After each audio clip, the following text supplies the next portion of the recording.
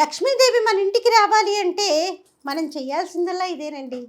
ఏ ఇంట్లో స్త్రీ అయితే తన చేతికి గాజులు వేసుకొని ఉంటుందో, అలాగే ఎప్పుడూ కూడా ఇంటి యొక్క గడప చక్కగా కళకళలాడుతూ ఉంటుందో, ముగ్గులు వేసి ఉంటుందో, శుభ్రంగా ఇల్లంతా కూడా ఉంటుందో, ఏ ఇంట్లో ఇల్లాలు ప్రతి చిన్న విషయానికి కన్నీరు పెట్టకుండా వస్తూ ఉంటుందో, అలాగే అతిథి అభ్యాగతుల్ని ఆదరిస్తూ ఉంటుందో, అలాంటి వారి ఇంటికి లక్ష్మీదేవి తనకు తానుగా వస్తుంది. ఉభయ సమితుల్లో దీపారాధన అనేది చాలా ముఖ్యం.